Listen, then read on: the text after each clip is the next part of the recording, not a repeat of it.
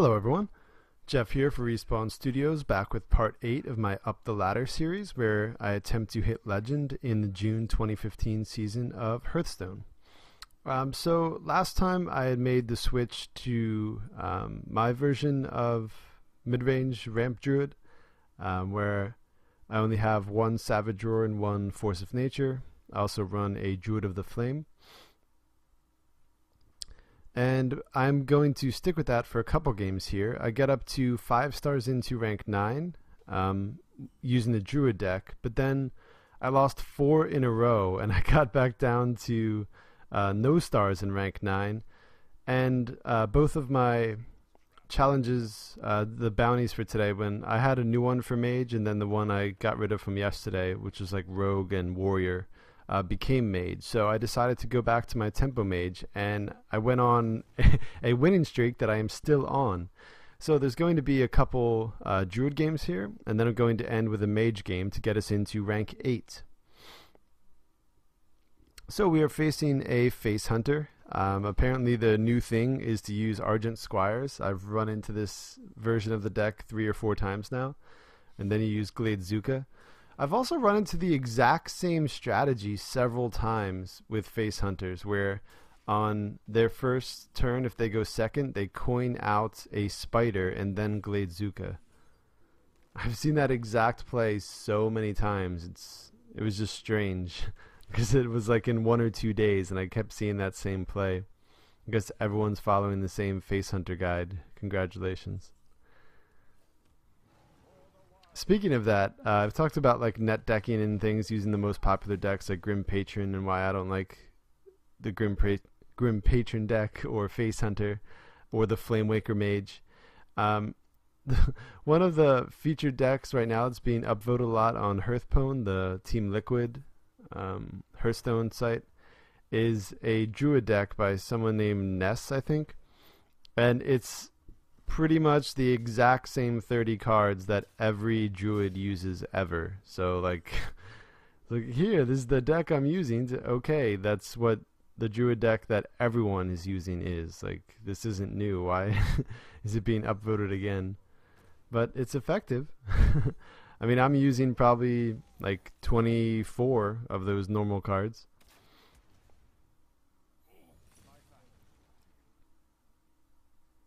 Alright, so I'm taunting him because he's a Face Hunter and because I'm just usually a dick in Hearthstone. So I was considering innovating out the Keeper of the Flame there.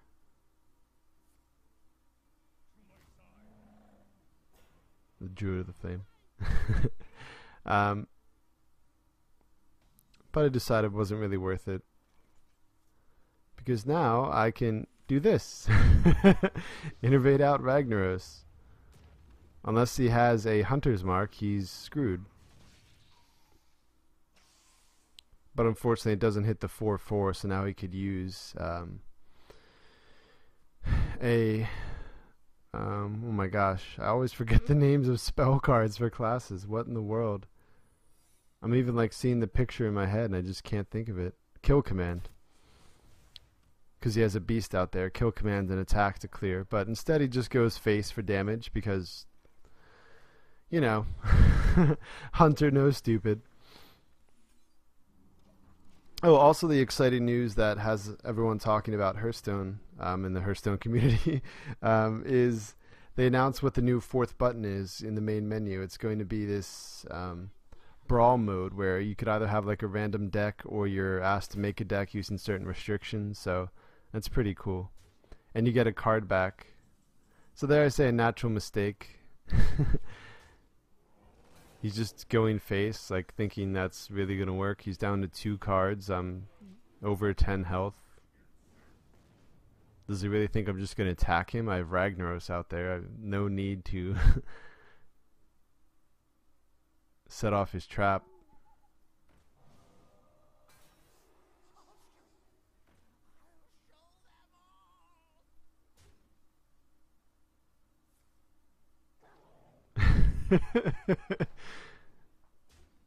Yikes.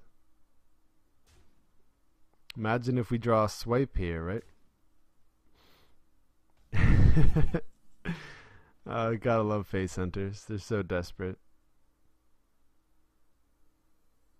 That's why I don't like playing crazy aggro decks. Like, if you don't draw well or they clear your board with an AoE, you don't have anything left and the game's over. At least mid-range and late-game decks, they're designed to have answers for every stage of the game.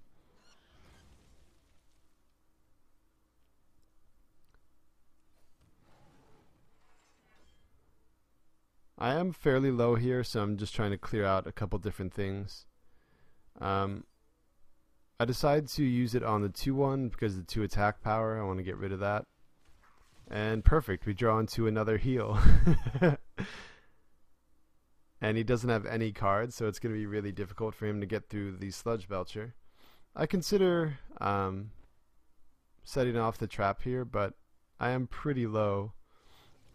And he might draw another owl. Now that's kind of surprising. Usually face hunters only run explosive traps. It could be 1 freezing. It could be 1 snake trap, so that's what I actually check for there.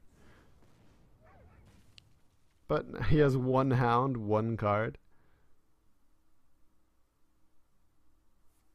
So now I could really run the Ancient of War in, because it's most likely then a freezing trap.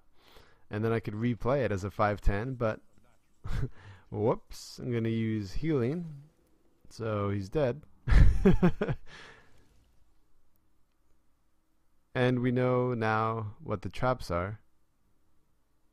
So it could really just clear his board here.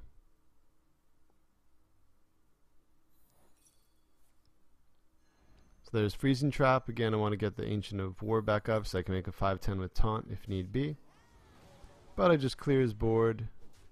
Rag's going to take him down quite low here. And just play another taunt to be totally safe.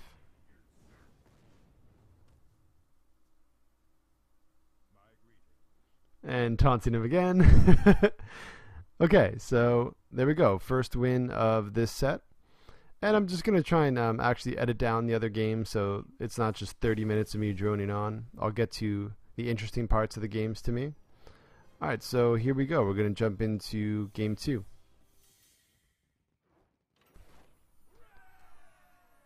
And our second game, I think, let's cut to it. Against this Paladin.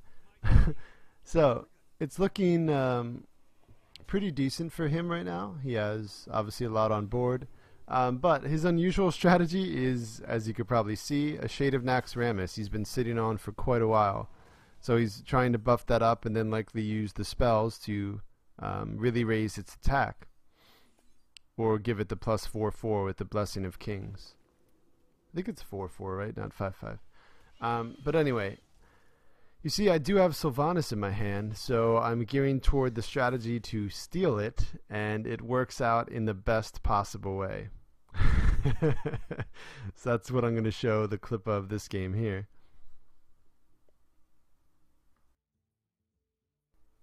Okay, so I've just skipped another set of turns ahead. We're coming up to the game ending play here. The concede worthy play.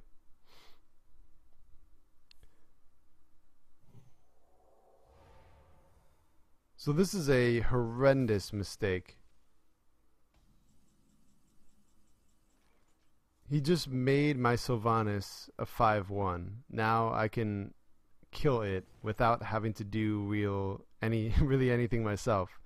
Without having to use any kind of crazy means to like Keeper the Grove, damage it or anything. I can now silence the spider. There, I killed one, and now you see when I kill the spider, I'm going to get his trap. Whoops. And I even play my own shade to rub it in. So I keep saying oops. That's my new favorite thing, taunting people with oops. Just over and over and over again. And there we go. So there is the condensed version of the second game of this set of 4. And moving on to our final druid game of this set, it's going to be a mech mage. You see we've now skipped several turns in. I have a web spinner, or the the Rubian Weblord, whatever it's called, which cripples minions that have battle cries and makes them cost a lot more to play. And he's really been concerned with that. So I'm thinking of, should I keep this alive? But no. Because I don't have anything with battle cry to worry about right now. But it's best just to keep, especially a mech warper, off the board for a mech mage. He even makes the trade for me, so he really wants to do this. And he plays Dr. Balanced. Okay. So I'm going to attack in here and swipe to clear his board again, because he's been starved for minions the last couple turns. Don't really have anything in my hand other than combo, so I'm going to see what we could draw here. Perfect. So we're going to play that and potentially set up near lethal next turn.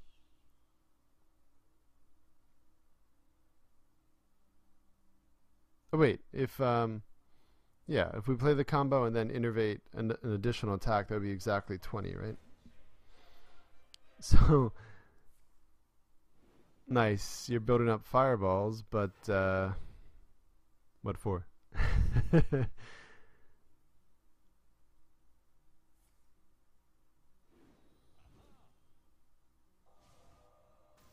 Okay, okay. Alright, alright. So they have 3 fireballs, nothing on board.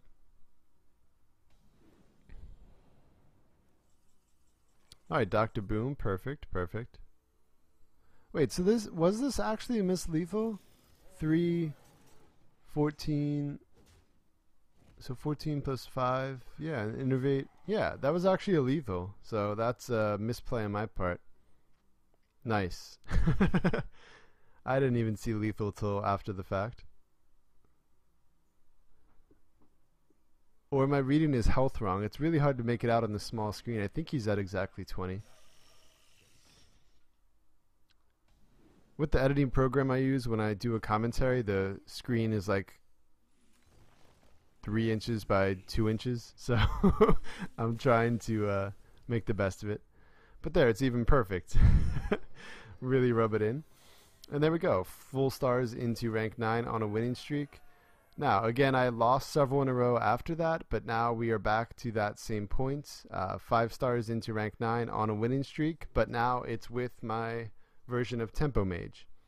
So this is going to take us into rank 8, and I do want to show this whole game because I'm actually really happy with this. And I was facing, of all things, a mech hunter.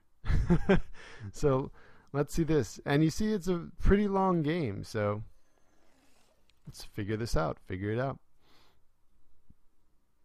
I remember Trump actually ran a version of this deck with the Metal Tooth Leaper.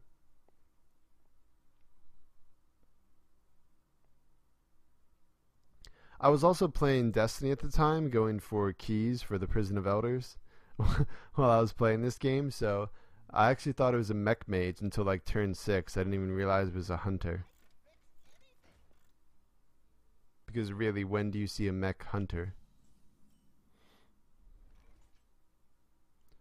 So I'm just going to clear out the Cogmaster, make sure no trickery. He's most likely going to try and play an Annoytron next turn to buff it. Well, not buff it, but yeah, it does give it its 2 attack, but I mean protect it.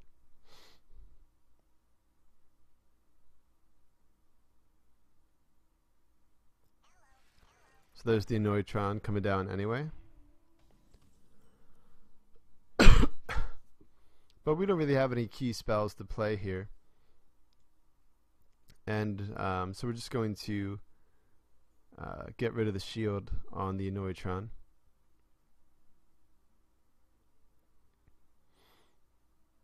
And then he'd also have no immediate way to clear the Sorcerer's Apprentice anyway. And what spell is he going to use in an early turn? So I'm just going to pop the shield. And if he clears the Mana Worm with the Annoytron, we could just ping it down next turn if we have to. But we're most likely going to go for Water Elemental, of course. It's especially great against mechs because it can clear so many of them with one hit, or it could freeze the face or the mech. So A lot of good versatile plays from Water Elemental against these aggro decks. It's also a perfect Grim Patron killer.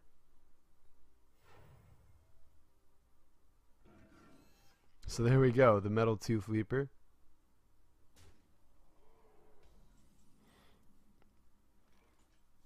Okay, Fireball. No need to play that. So we're just going to drop down Water Elemental. I'm going to sacrifice here. Go face for 1. Always nice. I think eventually he's even going to have to silence the Water Elemental. So it's pretty sweet. Kind of waste his silence.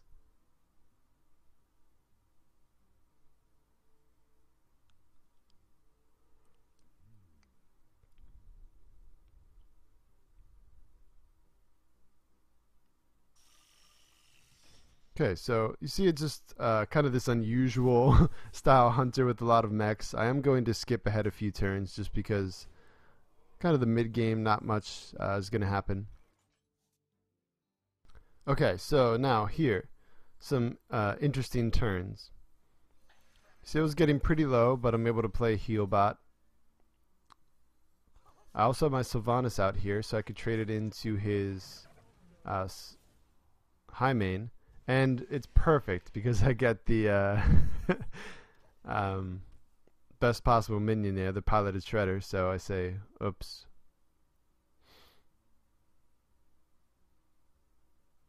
Because now he's pretty devastated. But he plays his other high main. So the secret I have on right now is Counterspell. He knows that. So he's still just going face, desperately trying to win. He's down to only 2 cards. Perfect though. Get the ideal draw. Could just Frostbolt, keep that frozen. Could play Lotheb to freeze out spells, but he only has 2 cards. I'm not in really a lethal threat, especially if I clear his other minions, which is what I'm going to go ahead and do here. I was thinking of how to trade this to be most efficient. I definitely was thinking of killing the Mad Scientist to get the other secret. So now I have a Mirror Entity and a Counterspell up. And a pretty devastating board. And again, he's down to 2 cards, so it's really not looking good for him here. And there's the game. Whoops. And gives me another Scientist. Now, I imagine this is Freezing Trap because that's what mid-range hunters play. So I'm going to attack with my Healbot to get that back into my hand to heal for 8 more. And I think that's what causes him to concede right here. Yep. Thank you. So keep saying oops to taunt him. Try and put him on Twilt. Nice. Tilt. And there we go. He concedes. So again, still on a winning streak. So we'll pick up next video 2 stars into rank 8. So we're moving up pretty well. Hopefully we can get to say rank 6 for the next video, but at least 7. But we have what am I even saying? Mixing all my words together, trying to talk too fast, I guess. We have enough gold for 2 packs, so just as a little bonus here, I'm going to buy the 2 and open them. The only decent thing I get is a golden Kirin Tor Mage in the 2nd pack. And I've broken down lots of normal like epics and things just to make golden versions for the Druid deck. Alright, but there we go. That's going to do it for Up the Ladder Part 8. Thank you very much for watching, and I should be back with Part 9 in the next couple days.